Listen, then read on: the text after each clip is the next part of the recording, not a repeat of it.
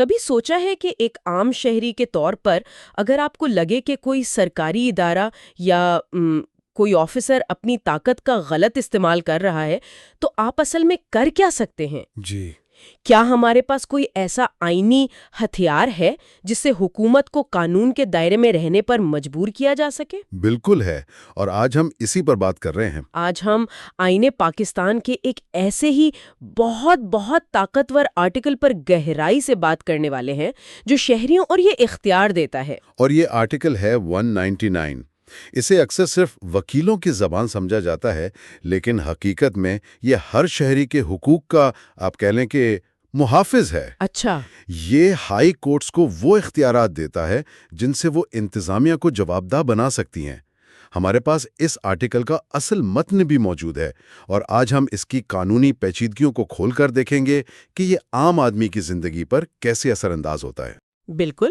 تو آئیے اس شہریوں کے ٹول کٹ کو سمجھنے کی کوشش کرتے ہیں، لیکن اس ٹول کٹ کو استعمال کرنے سے پہلے ایک بہت بڑی شرط ہے جو آرٹیکل کے شروع میں ہی لکھی ہے۔ جی، کہا گیا ہے کہ ہائی کورٹ یہ اختیارات تبھی استعمال کرے گی جب قانون میں کوئی دوسرا مناسب متبادل علاج یا چارہ جوئی فراہم نہیں کی گئی۔ یہ تو شروع میں ہی ایک بہت بڑا دروازہ بند کرنے والی بات لگتی ہے۔ نہیں، یہ دروازہ بند کرنے والی بات نہیں، بلکہ صحیح راستہ دکھانے والی بات ہے۔ اس کا فلسفہ یہ ہے کہ نظام انصاف ایک سیڑھی کی طرح ہے۔ صحیح۔ آپ سیدھا سب سے اونچی سیڑھی پر قدم نہیں رکھتے۔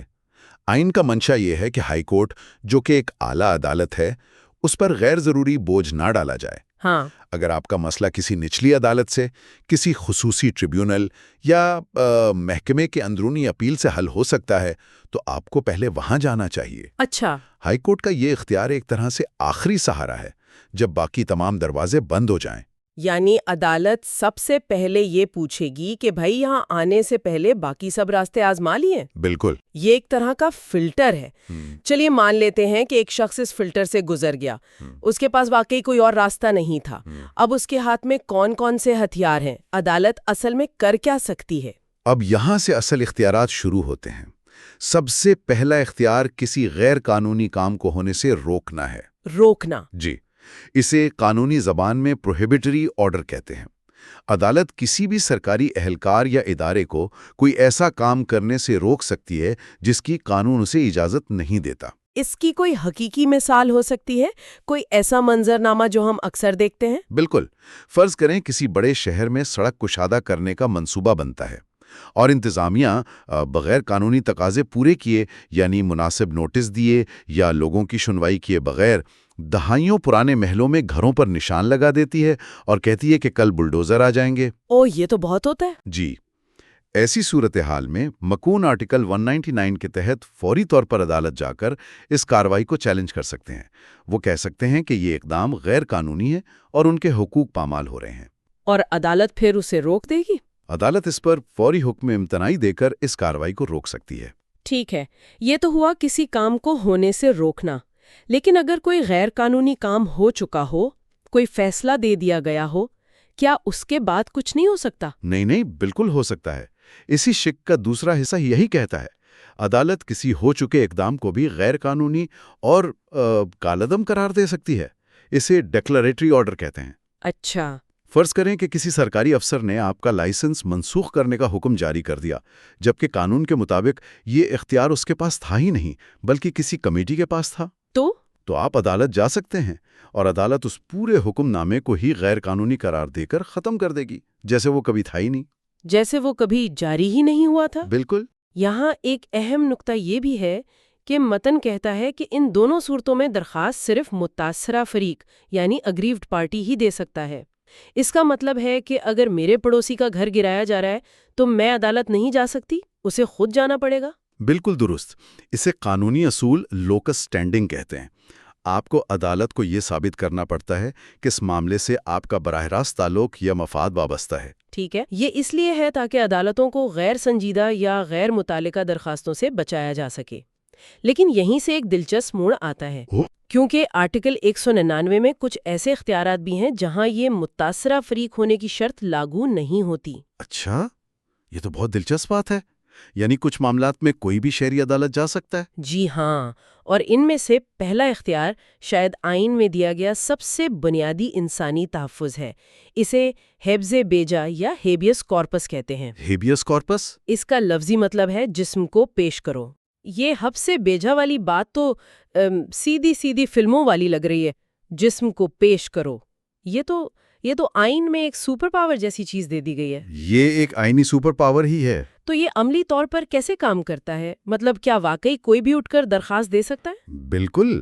اگر کسی شخص کو کسی بھی اتھارٹی نے حراست میں رکھا ہوا ہے اور شبہ ہے کہ یہ حراست غیر قانونی ہے، یا یہ بھی نہیں معلوم کہ اسے رکھا کہاں گیا ہے، تو کوئی بھی شخص، چاہے وہ قیدی کا رشتہ دار ہو، دوست ہو، پڑوسی ہو یا کوئی سماجی کارکن، کوئی بھی ہائی کورٹ میں درخواست دے سکتا ہے۔ کوئی بھی؟ جی کوئی بھی۔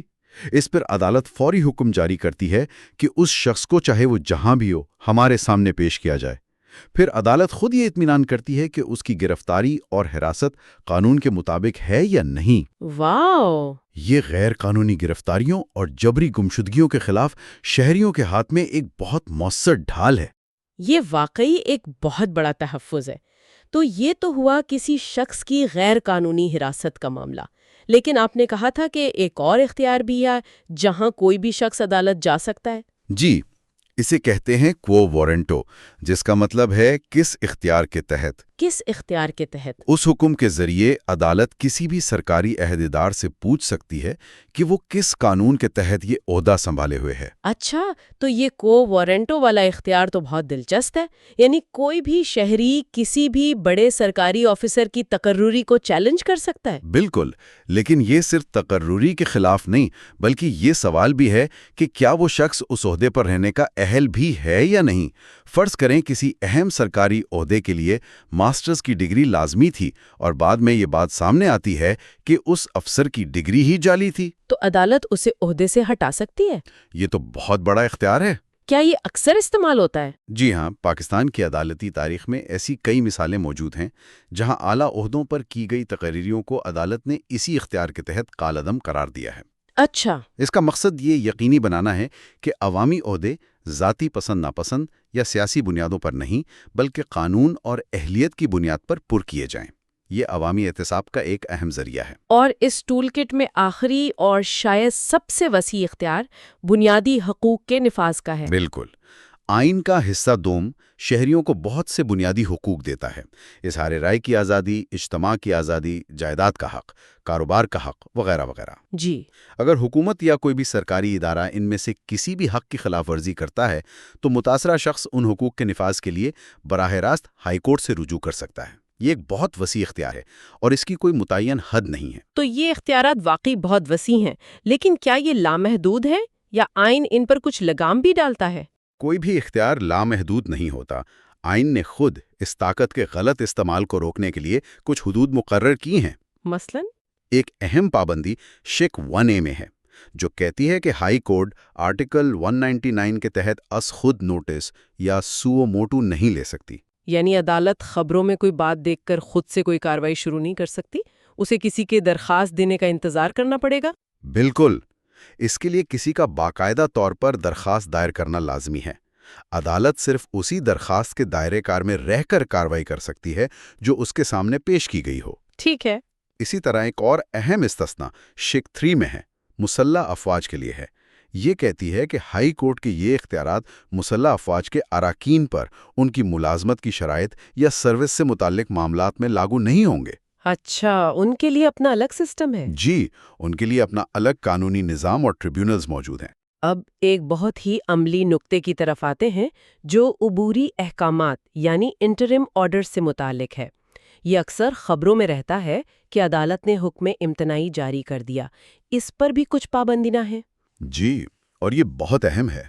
شک 4 کہتی ہے کہ اگر کسی درخواست پر عبوری حکم جاری کرنے سے کسی بڑے عوامی منصوبے کو نقصان پہنچنے، عوامی مفاد کو زگ پہنچنے یا سرکاری ٹیکسوں کی وصولی میں رکاوٹ کا اندیشہ ہو تو عدالت حکومت کے وکیل کو سنے بغیر ایسا کوئی حکم جاری نہیں کرے گی۔ یعنی اگر حکومت سڑک بنا رہی ہے اور کوئی ایک شخص آ کر حکم امتناعی مانگتا ہے تو عدالت کو پہلے حکومت کا موقف بھی سننا پڑے گا؟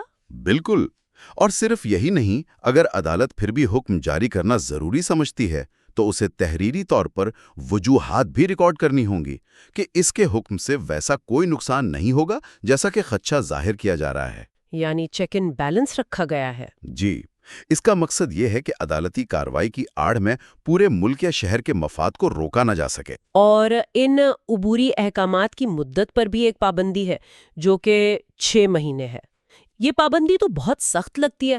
پاکستان میں تو کیسز سالوں چلتے ہیں۔ کیا اس سے انصاف کا گلا نہیں گھٹتا کہ ایک ضروری حکم امتناعی خود ہی ختم ہو جائے؟ یہ ایک بہت اہم نکتہ ہے اور اس پر کافی بحث ہوتی ہے۔ آئین کا مقصد یہاں ایک توازن قائم کرنا ہے۔ ماضی میں ایسا ہوتا تھا کہ ایک عبوری حکم سالہ سال چلتا رہتا تھا اور اصل کیس کا فیصلہ ہی نہیں ہوتا تھا۔ اچھا۔ اس سے منصوبے لٹک جاتے تھے اور ریاست کا نقصان ہوتا تھا۔ اس لیے شیخ 4A نے یہ 6 ماہ کی حد مقرر کر دی۔ لیکن کیا یہ دو دھاری تلوار نہیں؟ کیا حکومت جان بوجھ کر کیس کو لٹکا کر اس 6 ماہ کی مدت کو ختم نہیں کروا سکتی تاکہ حکم امتناعی خود ہی ختم ہو جائے؟ آپ کا خدشہ بالکل بجا ہے، اسی لیے قانون میں اس کا بھی حل موجود ہے۔ اول تو عدالت خاص وجوہات کی بنا پر اس میں 6 ماہ کی مزید توسیع کر سکتی ہے۔ ٹھیک ہے۔ لیکن اس سے بھی اہم بات شق 4B ہے جو عدالت پر یہ لازم کرتی ہے کہ وہ ایسے مقدمات کا حتمی فیصلہ بھی عبوری حکم جاری ہونے کے 6 ماہ کے اندر اندر کر دے۔ اچھا، تو یہ ایک طرح سے کیس کو جلدی نمٹانے کی ترغیب ہے؟ بالکل، یہ نظام دراصل عدالت اور فریقین دونوں کو کیس جلدی نمٹانے پر مجبور کرتا ہے۔ بہت خوب۔ آخر میں اس آرٹیکل کی ایک شق کچھ اصطلاحات کی تعریف کرتی ہے۔ اس میں ایک تعریف شخص یعنی پرسن کی ہے۔ اس کا کیا مطلب ہے؟ یہ تعریف اس آرٹیکل کے دائرہ کار کو حیران کن حد تک وسیع کر دیتی ہے۔ یہاں شخص کا مطلب صرف کوئی انسان نہیں ہے، بلکہ اس میں کوئی بھی سرکاری یا نیم سرکاری ادارہ، کوئی کارپوریشن، فداخی یا صوبائی حکومت کے ماتحت کوئی بھی اتھارٹی، مطلب کوئی بھی، اور یہاں تک کہ ماتحت عدالتیں یا ٹریبونل بھی شامل ہیں۔ تو اس کا مطلب ہے کہ ایک شہری نہ صرف کسی سرکاری محکمے بلکہ وابڈا، PIA یا کسی بھی ایسی کارپوریشن کے خلاف بھی ہائی کورٹ جا سکتا ہے؟ بالکل، کسی بھی سرکاری یا نیم سرکاری ادارے کے خلاف اس آرٹیکل کے تحت کارروائی کی جا سکتی ہے۔ اس تعریف سے صرف سپریم کورٹ، دوسری ہائی کورٹس اور مسلح افواج سے متعلق عدالتوں کو استثناء حاصل ہے۔ تو یہ اس آرٹیکل کی اصل طاقت کو ظاہر کرتا ہے کہ ریاست اور اس کے تمام ادارے اس کی زد میں آتے ہیں۔ جی بالکل۔ تو اس ساری گفتگو کو سمیٹتے ہیں اگر ہم نچوڑ نکالیں تو آرٹیکل 199 شہریوں کے لیے ایک انتہائی مؤثر آئینی ٹول کٹ ہے نا؟ بالکل ہے۔ یہ انہیں ریاست اور اس کے اداروں کو قانون کے دائرے میں رکھنے اور جوابدہ بنانے کا اختیار دیتا ہے۔ یہ غیر قانونی اقدامات سے لے کر بلا جواز حراست اور بنیادی حقوق کی پامالی تک ہر چیز کے خلاف ایک مضبوط تحفظ ہے۔ بالکل درست۔ لیکن یہ کہانی کا صرف ایک رخ ہے۔ دوسرا رخ یہ ہے کہ یہ اختیارات لامحدود نہیں ہیں۔ ان پر آئین نے خود کچھ واضح حدود اور ضوابط لاگو کیے ہیں، جیسے کہ کسی اور قانونی راستے کی عدم موجودگی کی شرط، از خود نوٹس پر پابندی اور عبوری احکامات پر وقت کی حد۔ صحیح، کہ کوئی دوسرا مناسب متبادل علاج فراہم نہ کیا گیا ہو۔ جی، یہ بات سوچنے پر مجبور کرتی ہے کہ ایک عام شہری کے لیے دستیاب وہ دوسرے راستے، یعنی نچلی عدالتیں، ٹریبیونلز اور سرکاری محکمے کتنے مؤثر ہیں، اور ہمارے نظام انصاف کے بارے میں یہ کیا ظاہر کرتا ہے کہ شہریوں کو اتنی کثرت سے ہائی کورٹ کے اس غیر معمولی اختیار کو استعمال کرنے کی ضرورت پڑتی ہے۔ You are watching Legal Gupshup and GK with MD, your source for legal, historical, and breaking news. Don't forget to like, subscribe, and share for more informative content.